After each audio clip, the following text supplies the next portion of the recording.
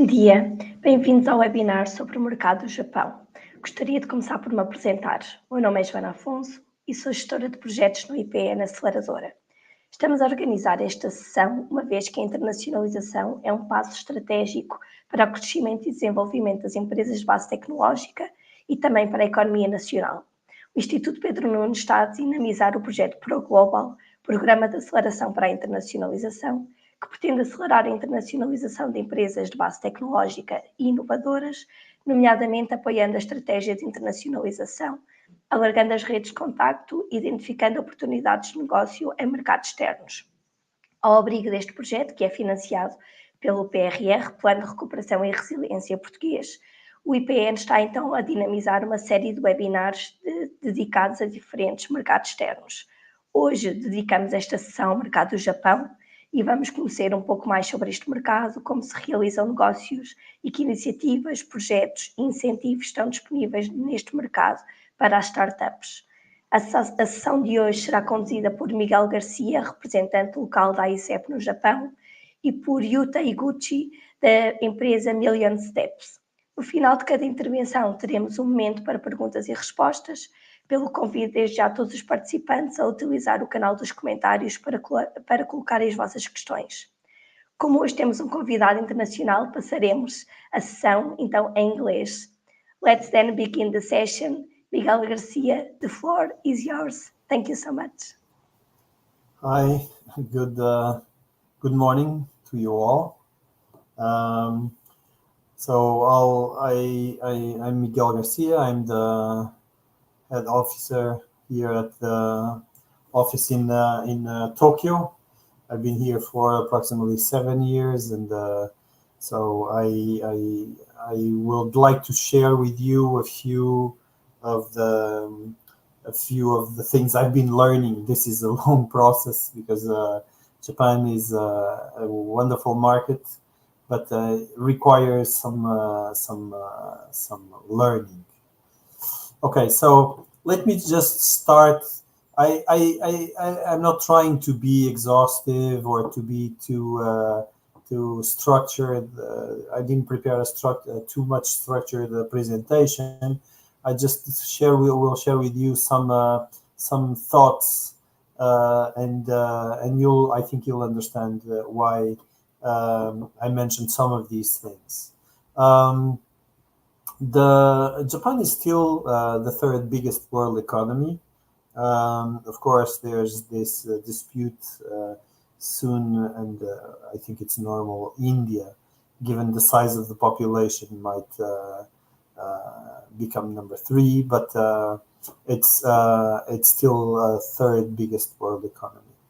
The current population is 127, but population projections in 2050 are going to be 101.9 million people. So as you can see, there's a significant decrease in the give or take next 25 years.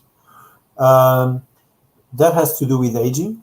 Japan has the oldest population worldwide. Low birth rates, immigration is difficult, and so in some cases you have some kind of labor shortages. So you'll have a smaller domestic economy in the future. And what does that mean? It means that some, especially medium, small companies, they need to go international. And that will mean that more opportunities for partnerships and for example, to doing third country strategies. A Portuguese company, a Japanese company getting together to go to other markets, because that's a good strategy depending on, for example, if Portuguese companies have more experience in Africa, that might be a plus for Japanese companies. But if some Portuguese companies want to go to, let's say, Southeast Asia, of course, Japanese companies have much more experience. So that can be a win-win situation for both of them.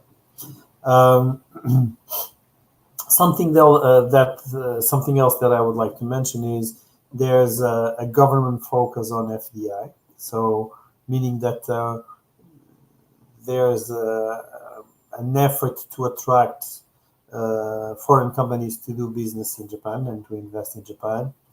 And also there's, and I can share with you, I've been here 7 years, maybe until early 2020, when I was doing at the time I was just doing foreign investment.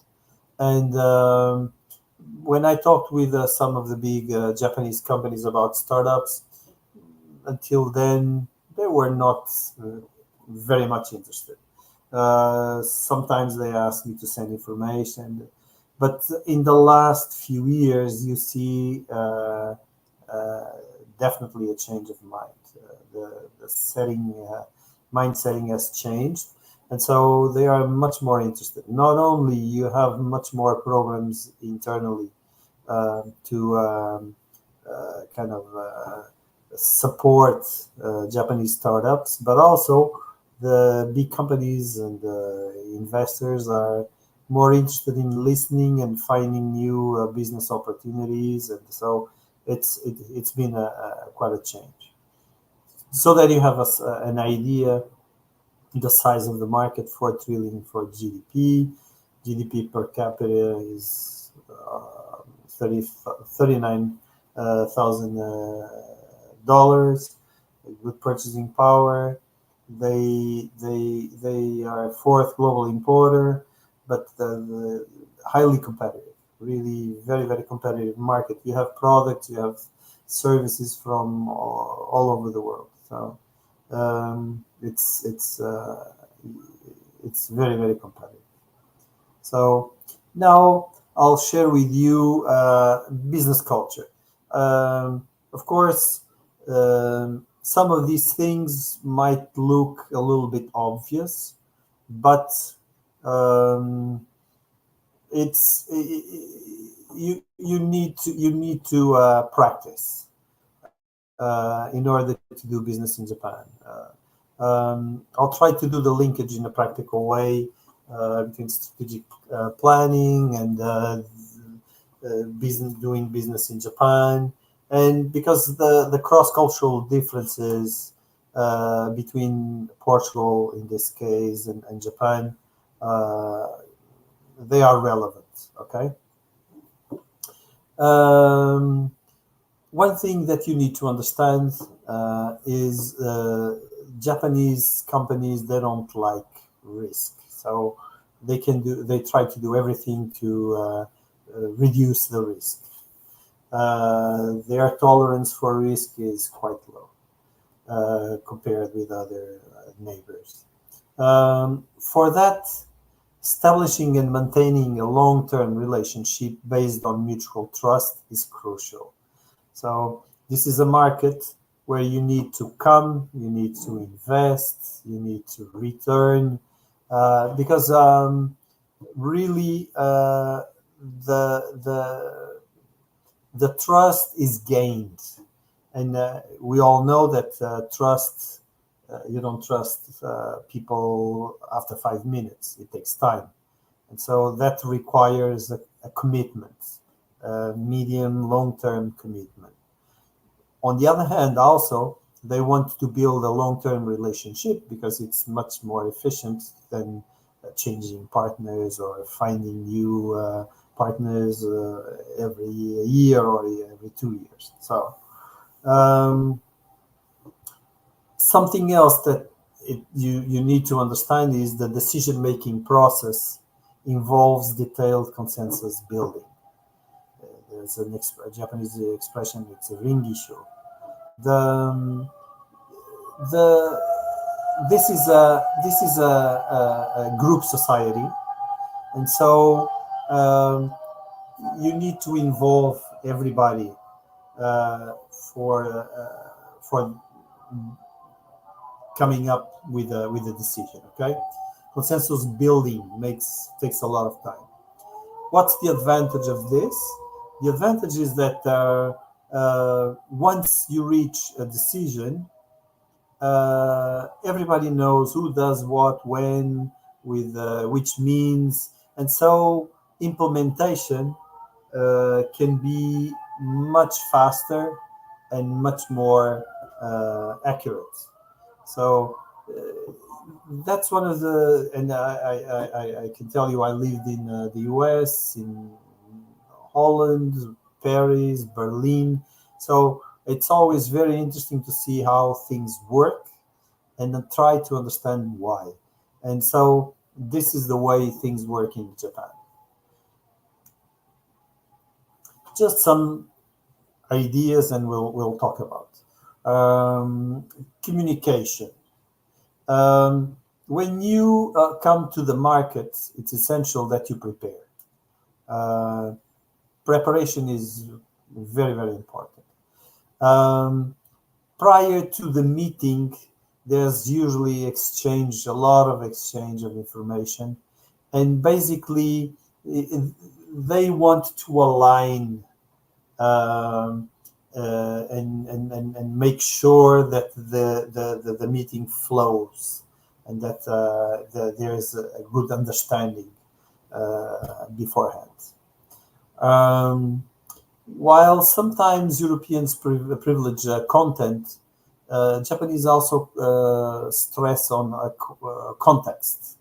What, with whom, or how. So it's the mind set is a little bit different. As I mentioned, the decision-making process is different. There's informal exchange of information, share tacit knowledge, because at the end of the day, they want to avoid disharmony or surprises. Because when you have surprises, it's also easy for you to lose face. And that's something that they try to avoid, and that you also need to avoid making them lose face. Okay, so then nemawashi, then you have ringisho, like I mentioned before. Trust and building and relationship building. A lot of times the trust is built, but it's personal. You have companies that come here on a regular basis. They have their partner here. They work together, and with time, things become much tighter. And that's what you want. Our experience with some of the companies that we help coming to the market, and it's that some of them, they have really a very, very good relationship with their local partner. And it's essential. Strategy and planning, they sometimes there's a lot of focus on the process. It's because everything needs to be understood along the way. And Japanese can be very detailed, very into little details, but it's like I mentioned before, all these things are important for implementation so that things run smoothly and you don't make mistakes. I included this no problem is a problem because this when I was studying in the US, there were at the time that's when the US automotive was losing a lot of market share to Japanese companies, and this was kind of a case study. Japanese manager asks one of the American labor people on the floor if there was any problem. And of course, this is cultural. Americans, they tend to be very positive all the time. So they have to say, okay, yes, everything is going well. This is fantastic. And the Japanese manager replied, no problem is a problem. And that has to do with there's always space for improvement. So this is a little bit something that you need to keep in mind. The mindset is always getting better, doing better. And so it's quite demanding market in that sense. Okay, the meetings, as I mentioned, there's a lot of information shared beforehand. The negotiations. Just going back to the meetings. When you go to a meeting, always bring business cards. The way you exchange business cards with two hands, it's a sign of respect, and it's how you should do it. I lived in the US, and sometimes they sit on the table and they throw the cards to the other side. It's their culture. Here, the culture is totally different. Okay, and one thing that's why I told you that you need to come. You need to have meetings. You need to because you learn doing it. There's an expression, kuki yo yomu or wo yomu. It's like reading the air. And what I'll tell you, in the beginning when I came here, I was meeting with big companies, trying to get in Japanese investment into Portugal, and I learned with time how to read the other side, because there are some physical. When you look in their eyes, you start reading the person to understand if your message is going through, or if you have to rephrase, you have to re-explain, restart. So and you learn doing it. That's there's no other way. If, for example, sometimes you're talking with someone and someone does like, maybe not. So it's quite interesting, and that's one of the beauties of doing business in different countries. It's exactly learning and trying to understand what things really mean on the other side. Negotiations, you need to understand that most of the times, it's the objective is really to a long-term and trusting business relationship, for the reasons I mentioned before. But that's the objective. Of course, most of your companies, they're in a kind of a business that it's not hit and run. But I also deal with trade companies, and some of the companies, they just want to sell. Like, they want a quick sell. There's always, small companies, they always have cash flow problems, so they really want to sell as fast as they can. Avoid confrontation or pressure. It's not good. You need to be respectful, quiet, and you'll get there. But sometimes different cultures put a little bit too much pressure, and doesn't work. Decisions are, as I explained, consensual, so they are not made during a meeting, and so you need to keep that in mind. Seniority is important, and ranking. And one thing that it's must not is being late to meetings. If you schedule something, you're there maybe 5-10 minutes before, depending on the company. Sometimes these are big buildings. You need to go up, so you need to register downstairs. So be on time. I mentioned here the English proficiency benchmarking because a lot of people expect going to a meeting and on the other side people are speaking Japanese, speaking English. Of course, when you're dealing with big companies, yes, of course, you always find someone that will speak English. But if you're dealing medium, smaller size companies, sometimes it's a problem. And that has implications.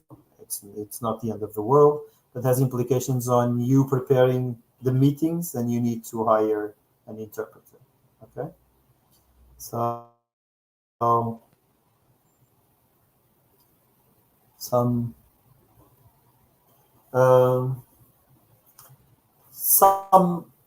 loose ideas. Japan is a developed market, and you have fantastic and big companies, multinational companies, fantastic products, services. So this is a very competitive market. Local companies, they have their finger on the pulse of in the local market, and because of the language barriers and also some kind of business culture, the cultural differences, it takes time for you to understand, and sometimes you need to figure a way to learn about the market. I can tell you that sometimes for some sectors it's easier than to others to find information, but sometimes it's not so easy for you to do a market study or collect information if you don't speak Japanese. Okay, you really need to take your time to align your objectives with partners' profile. So that you can select a good local associates. It takes time. You have to have a good plan. You need to know what you want to do, and then look at the other side. Look at the other companies that you are dealing with, and really check whether it fits your objectives. You can do partner, and depending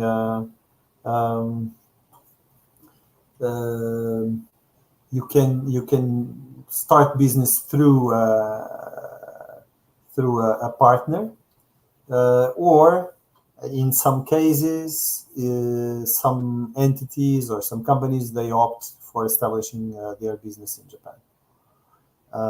Again, language is a key element, because you're going to have to hire Japanese native speaking people. Otherwise, it will be very difficult for you to sell in Japan. I can tell you that you have a few Portuguese startups doing business in Japan, and their teams are Japanese. In some cases, they might have some foreigners that also speak Japanese, but that's how they do it. Okay.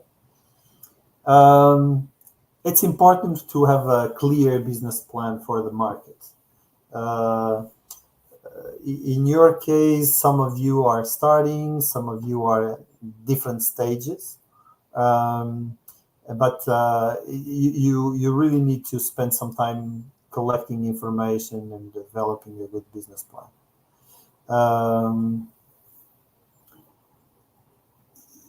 You need to do that because when you're dealing with depending on your sector and what you do, there's of course some big companies. The problem is the medium-sized companies for which you don't have much information. They are your competitors, but there's not so much information in English. So, and even some of these, if they are not stock exchange listed companies, sometimes the information that you can find, it's very limited. So you need to do your homework, because you can encounter stiff competition from some of those companies. and they are good. Of course, a good presentation, a USP, works wonders, for sure. I include here some ideas, of course, history of your company, product, track record. Track record of markets and clients for Portuguese companies, it's important because Portugal doesn't have a bad image in Japan, but doesn't have, because basically we don't have image in Japan. We are small. European Union, well, of course, everybody knows, contrary to other countries where I lived, they know where Portugal is. They study in their history. The Portuguese were the first to arrive, all those things. But they don't have perception, an updated perception or idea of what we do, what we can do, and that's so it's not bad because it's not a bad image. But it requires some work. And so when they see that some of the companies they have a good track record on let's say the US, Germany, and if you have flagship clients and that kind of stuff, it helps. Because again, you need to remember risk reduction. If you work with good companies and you have nice clients, it gives them some comfort. Okay. Flexibility is also important because sometimes you need to adapt to the market, and so you need to consider that. And of course, this is a market that, and just to come here, it's expensive because in between the plane, the hotel, eating, and so you need to have some means, and you need to be willing to invest resources in the market. And of course, depending on your business, a good story is truly important. Japanese like a good story, and if you build a good case and sound story, they like it.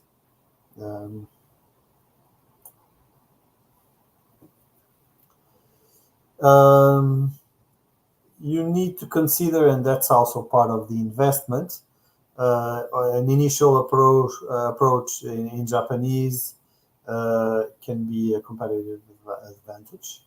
So there are plenty of interpreter companies in Japan. If you need help, we can help you. We can refer you to some. Also, participation in local fairs, events, study trips. Sometimes we organize things where we bring people to Portugal, either companies, buyers, journalists. That can also be useful. And again, long-term planning and commitment to the market. You should come often to the market as on a regular basis, because it's valued by the Japanese business culture, because means commitment, means that you're really here investing, and you're here to stay, not just hit and run. Okay. Quality and service. The service in Japan, it's can be very, very, very good. And quality and service and stability of quality and service are key differentiators, because you do good and you have to keep doing good and even improving the good you do. So it's quite a challenge. I can tell you it's a challenge. All these things help developing trust, risk reduction, and you initially most of the companies, they don't have image, so it's good to create a favorable image building on your company brand. Okay. It's also important when you come and you talk with your partners and whatever, for you to gather important market information that helps you maybe fine-tune your product or service and to anticipate market trends. So this all these things can contribute for you to do more and improve your what you're doing. Okay. And I'm going to finish soon. The one thing that you need to understand, the proportion of foreigners living in Japan is relatively low as compared to the EU countries. So you have less foreigners living in Japan. Japanese people, because this is a group society, and they tend to be humble, but authentically humble. It's not just playing like modest, but you think highly of yourself. That's not the case. They want to be seen as average. When you go to a meeting, and sometimes the most senior person doesn't talk much, they talk when they need to. Okay, so it's don't think there's nothing wrong, but that's the way it works. When you listen to the word hi, which in principle means yes, really what it means is I'm listening. Okay, doesn't mean yes, it means I'm listening. And so you keep talking, keep doing your presentation, and what the person is telling you is that Liz is listening. And then if they have questions, they will ask questions. Silence, and this is sometimes a big cultural difference. Sometimes silence causes a little bit of discomfort. Okay. Not in the Japanese culture. Sometimes silence means that they are thinking or processing a little bit of the information you provided, and sometimes towards the end of a meeting, you finish presentation, there's questions, and then they make silence. And then they are just thinking if there's any question or anything before you wrap up the meeting. Okay, so keep that in mind. Of course, because they know that sometimes we are not comfortable with silence, that can be used as a negotiation tactic. So you have to measure and you have to think, see what's going on.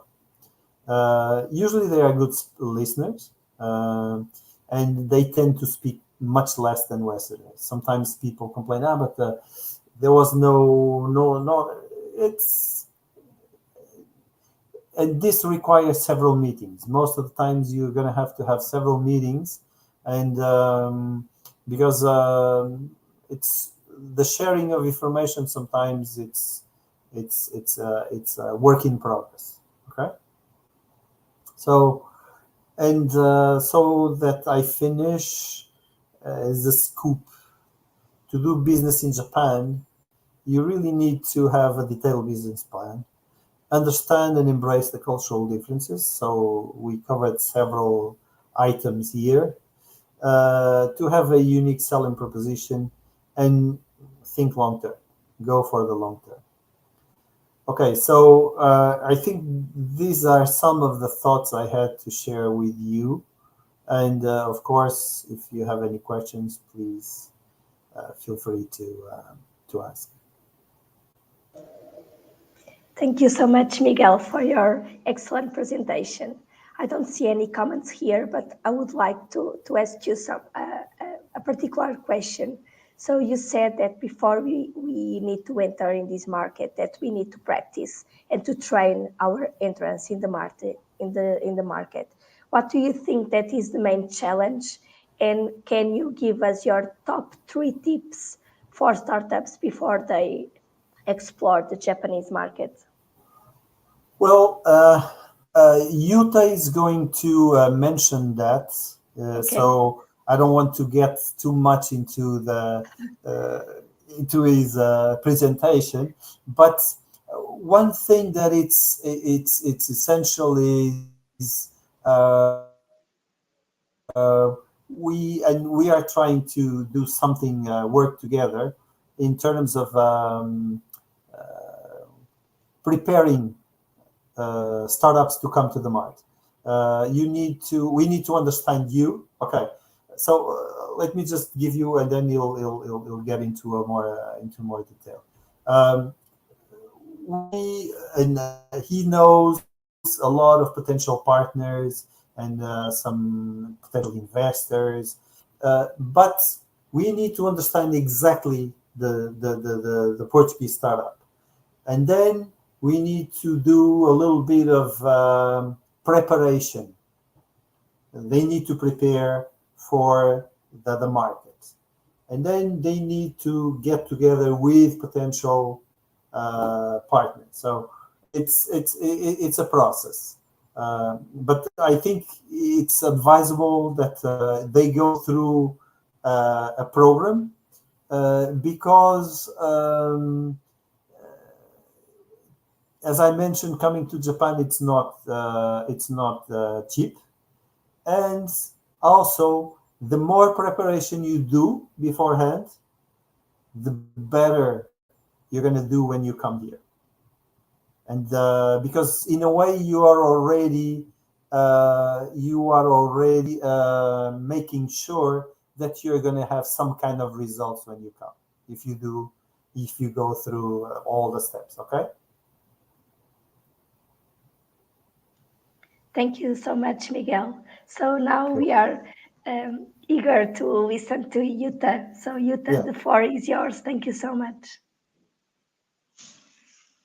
Thank you very much for the introduction, Joanna. And I think Miguel did most of my work, so I don't know anything else that I can add through my presentation. But anyway, I'm going to talk about how to conduct business in Japan. So before I dive into that particular topic, I think it's fair to introduce myself and also why I am here and why I should, I have a privilege to be able to speak in front of you all. So let me begin with that. So just explain a little bit about me. So you might have noticed from my accent is that I've spent quite a lot of time in New Zealand. About 18 years of my life has been spent in New Zealand, hence my accent. But I was born in Tokyo. So I lived in Tokyo until I was 13 and moved to New Zealand when I was 13 and returned to Japan when I was 31. So during that time, I went most of my schooling in New Zealand and also built a couple of different businesses in New Zealand. And one of them was startup, which I raised the capital for, but unfortunately didn't go so well and ended up selling that company. And as a part of that expansion of their business from New Zealand, I've moved to Japan to expand that division in Japan. But obviously it didn't work out so well. So I decided to stay in Tokyo, and I didn't have an intention to move back to Japan, but I did. And at that time, because the startup finished, so I was working with a lot of companies from outside of Japan who's wanting to enter the Japanese market. So I was doing that. During that time, I met with a good friend of mine, his name is Yoav. He is my current business partner who lives in Japan, but he's an Israeli person. And we've established a company called Million Steps about 8 years ago. And I'm going to talk a little bit about Million Steps because it kind of gives me a credibility on why I'm speaking here next to Miguel, who's been, helping a lot of Portuguese companies to do business here in Japan. So a little bit about Million Steps. It's not a startup. It is just a small company, and what we do is we are a boutique consulting firm specializing in building businesses between Japan and Israel. So it's a very, very niche market that we operate in, but we've been operating for the last 8 years. And during that time, I've traveled to Israel probably 25 to 27 times, but within the 8 years, 3 years of that was COVID, and now due to the war, I haven't been able to travel. So taking basically 4 years out of 8 years, you can see the intensity of the travels that I made to Israel during that time. And during that period, I've met with probably more than 2,000 startups over the years. And obviously, I've done that face-to-face as well as online, and also doing the relationship building in Japan. So it's with the Japanese corporations who are open to working with startups, international startups, as well as obviously domestic startups. But we have built a network, a database of companies. But more than the database itself, what's important here is the relationship that we built with those companies. So we fully capitalize on that to drive businesses for ourselves, but also the companies that we're helping to bring to the Japanese market. So just wanted to give you some of the examples that we've done. This company is called Via Transportation. The company is based in the US, but the founders are from Israel. This is I think it's definitely a unicorn company. The valuation is over $3 billion US, I think, at the moment. But they decided to enter the Japanese market, and we've assisted them to enter. And we managed to make a deal with a company, which is a development company called Mori Building. And that's also our client as well. And doing the POC, which led to the JV in Japan, and also quite a significant investment into the headquarters in US as well. So what they do is kind of like an Uber pool. So using their pretty advanced algorithm to work out where to pick up people and to bring the people that go in a similar kind of direction, working out the route and doing the entire transportation services. So it's more like an on-demand shared van services. So that's what they do, and they operate, I think, about 400 different cities around the world at the moment. But that's we supported them to come to the Japanese market. And the other one, which is with another automotive-related stuff, Hino Motors is also something that we work on. And together with a company called RE, which is based in Israel, it's also almost a unicorn company, I guess. What they do is a EV platform. They build EV platform, and they are the first in the world to actually launch a fully by-wire technology vehicle into the US market. So they've passed SMVSS, which is the license that it's required to actually sell a vehicle in US market. They are the first one in the world to do that, and Toyota couldn't even do this, and they managed to do that. For those people who don't understand what by-wire is, it's basically the car usually connected with the steering wheel is physically connected with tires to steer the vehicle and etc. It's controlled by basically electronically. Everything's controlled electronically. So this is the first kind in US that it's commercially available.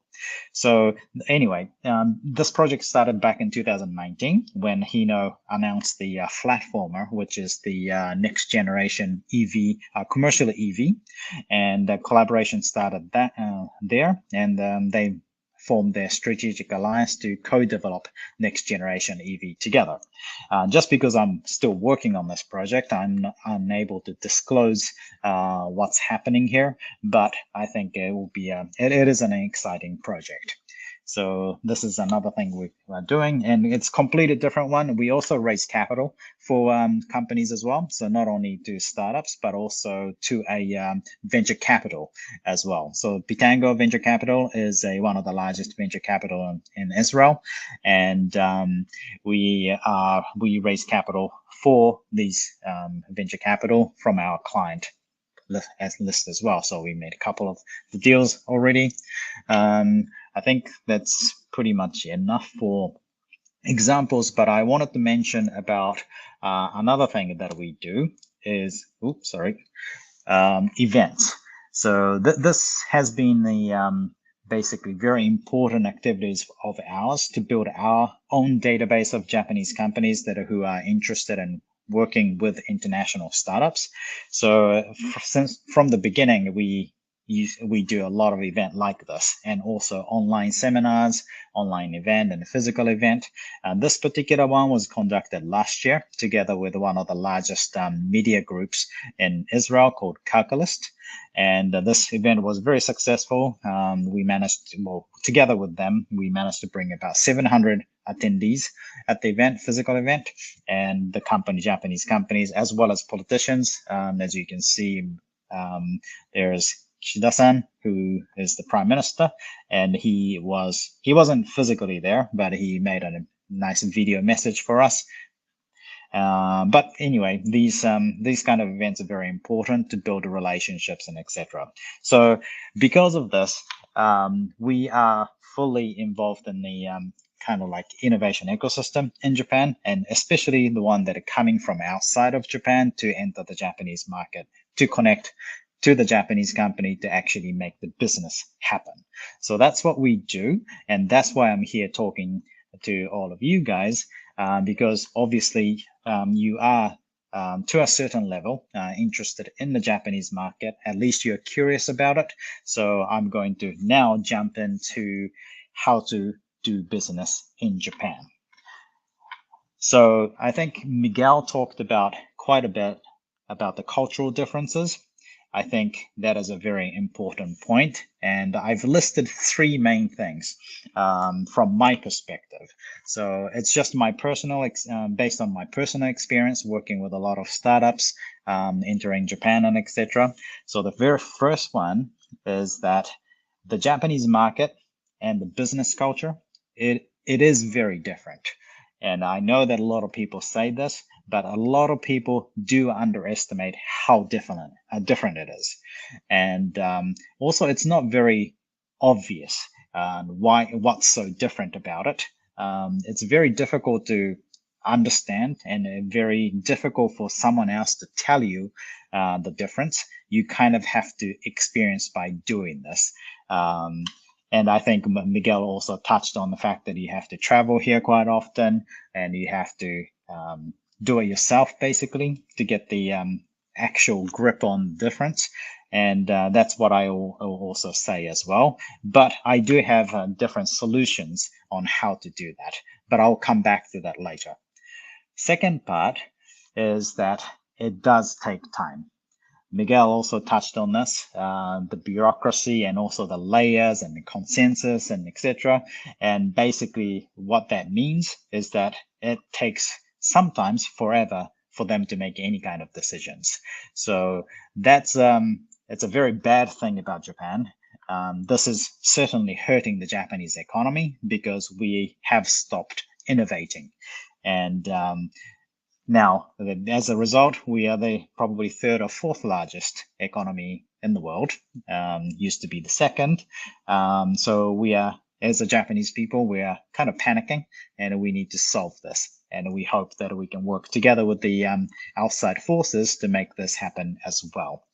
So it takes time, and also people do underestimate how long actually it takes as well. And I think I can picture myself and Miguel just nodding on how longer things take in Japan, and I hope he can back me up on this at later stage. So I'll move on to the third point.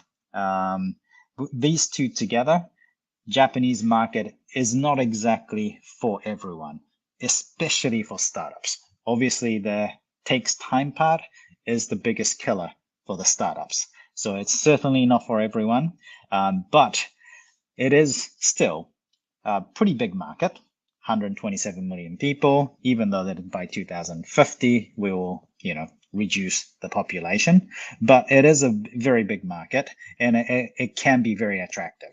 It does take time to develop a relationship and actually enter the market, but once you build it, it is for the long haul. So there's certainly some advantages in working into the Japanese market for sure. I'm going to explain from a little bit of a different angle. So from my own experience, I'm going to compare why is Israel and Portugal, and then come back to the point why I think Portuguese startups are a good match with Japanese companies.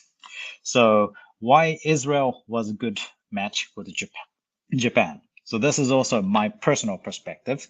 So bear in mind, Israel startups, their model is basically to form a partnership with the major markets, it's because Israeli startups are focused on core technologies rather than the actual finished product or the services. And the founders are usually tech related people, and also they have worked in the multinational R&D centers developing cutting edge technologies and spun out from that to build their own businesses. And I was lucky enough to be invited by Miguel to go to Portugal for the first time last year. And what I saw in Portugal was very similar to that, at least the ecosystem that I saw. And I had a privilege to visit IPN as well. And the organization like IPN is heavily focused on the technology side of it. And I believe the people and the startups that are joining today is mainly the technology based startups. And I think you would understand where I'm coming from. So so that's basically why I thought the Israel was a good match with Japan. Japanese companies, the reason why it's such a good match is that the Japanese market is very different, and if it's an end product or the services that some Japanese companies are trying to bring into the Japanese market, it definitely requires localization and customization and specifically adjusted to the Japanese market. And a lot of American startups that's been successful in the US market, it's very difficult for them to understand why they would have to customize it for the Japanese market. But on the other hand, the Israelis are expecting that to happen. So that's why we thought it was a very good match.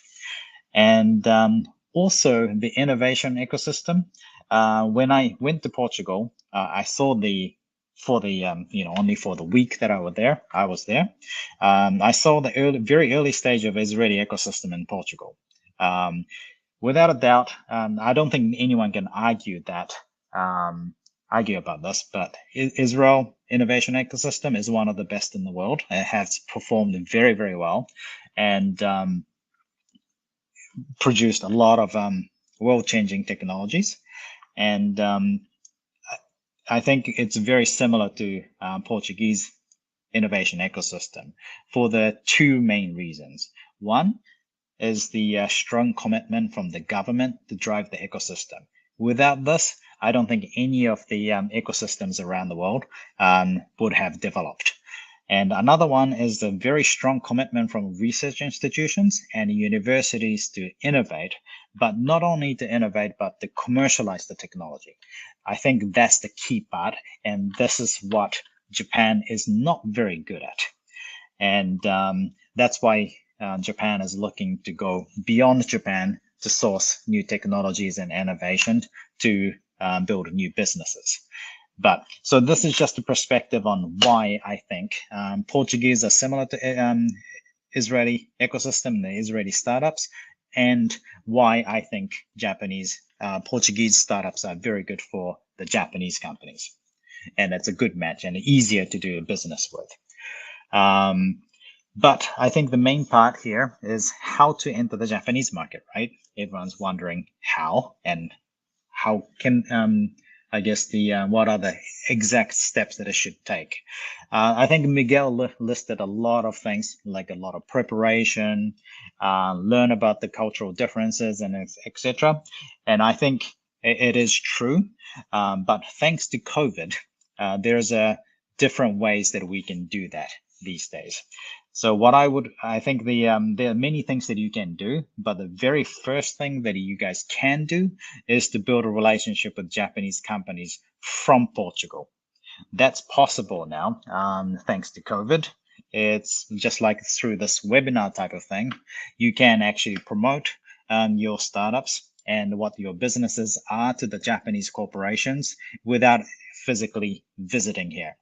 Like Miguel mentioned, it is very expensive. It's very far from Portugal to come here, and also to try to enter the market, it's going to take time, resources, not only the human capital, but also a capital itself as well. And for most of the startups, it doesn't make any sense for you to just come to Japan and try to make business happen and take the full advantage of this online activities to try to build a relationship and build businesses meetings before you even come to Japan. That's probably a must first step that you guys should take, from my opinion. And like Miguel briefly mentioned, what we are trying to do is to try to help startups from Portugal to enter the Japanese market. So together with ASAP, we plan to provide assistance to the startups from Portugal to trying to present at Osaka Expo 2025. So I don't know if that's been finalized or anything as of yet, but I think Miguel can touch on this if you have any comment at a later stage. But there may be an opportunity for startups from Portugal to be able to present at Expo 2025. However, I don't think it makes any sense whatsoever without any preparation or setting up securing the business meeting first to come to Japan. So what we are planning to do is conducting these type of seminars. Obviously, we will bring all of the Japanese companies who are interested in working with foreign startups and learn about what the technologies are coming out of Portugal so that we can follow up, validate their interest, and to set up online meetings directly with Portuguese startups. And we would also facilitate that as well. And then secure the business meeting before coming to Expo 2025. So I kept it very simple, kept it very short, and I only have one message that I wanted to deliver in terms of how to do business with Japan. Miguel touched on everything else. Before you come to Japan, I think you should build a relationship with Japanese companies and set up meetings prior to coming to Japan. So that's my final message. And I'm sure you will have a lot of questions, but you may not be ready to ask any questions in this platform. So you are more than welcome to contact me anytime through LinkedIn or the email address or whatever, and ask me any question, and we can even set up a meeting to have a quick chat. But if there is any question, please let me know. Thank you very much. Obrigado. Thank you so much, Jutta, for your presentation. And it is great to know that with COVID, we learned some new things, and it's great that we have this opportunity to have these online preparation meetings before we go to the market itself. We have one question here for you. Do Japanese companies have open innovation programs for foreign startups? I mean, are they open for these type of programs?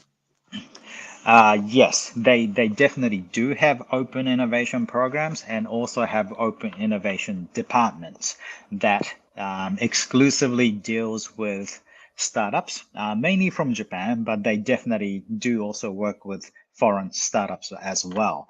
However, I hope no Japanese companies are listening today, but a lot of the Japanese companies have this so-called open innovation department, and they are the I'm not sure I'm supposed to say this, but I will because I think it's important for startups to know that they could be the startup killer in Japan, because their sole objective is to meet with startups and also to conduct POCs. They have no authority or no power to actually do the real business in the Japanese market. So a lot of startups will get sucked up into this, and they do spend a lot of time doing the POC, and it's very difficult for Portuguese companies to travel to Japan to just do the POC without having any opportunity to do real business, right? So being able to identify those companies is crucial to make sure that you're not wasting your time and resources onto something that it's just not worth anything. Yeah, thank you, Yuta. I would like to invite Miguel to join us now just for a wrap up or sum up for this session. So I would like to ask you, so we listen about the business culture, how to do business, what we should prepare first. So I would like to ask you your top three tips, what the startups should do before, and of course, that you are willing to help them, providing these first contacts, and we are going to look more information about this Osaka Expo 2025 exhibition. But I would like to hear your top 5 tips. You want to start? Yeah, please. No, you do. Well, top 5. I don't know if I have 5. Reason being, I think the most important thing is to I wouldn't say it's preparation, but building the kind of opportunities before coming here, and you can do that without wasting so much of the resources and the energy to do that, because you can just attend the online seminars, present the company, and have a discussion with the Japanese companies afterwards. And if there is a business opportunities, or at least where you can see that there is business potential opportunities, then you can decide to make a next step as an action, right? So I would do that first. That's the very first step that you guys should do.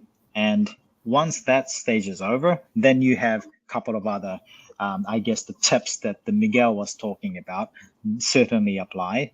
But the first thing is that I think that's the most important step, at least from my mind. Miguel, do you have any comments around that? I think that one of the things that when we discussed how to try to because we had this idea of Expo Osaka as a good opportunity to use, because it gives we will do communication, and there will be more visibility. But of course, that's kind of a highlight moment. But for this to really work, it requires preparation, and it requires a lot of work beforehand. So because it's maybe some of the seminars will be a little bit more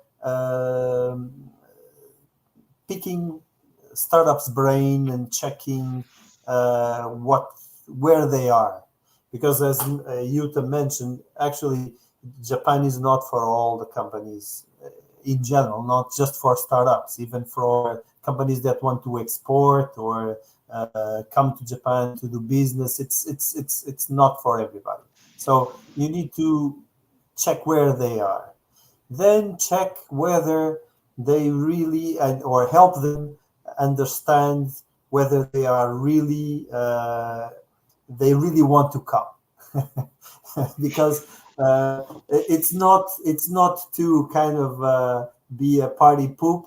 No, it's not that. It's more to so that they are realistic, and then if they commit, they're gonna have success for sure. Okay, so and so that preparation, it's about cultural differences, it's about understanding their business, doing the matching with the right people, and that's an ongoing process that takes some time, and that I think it's really important.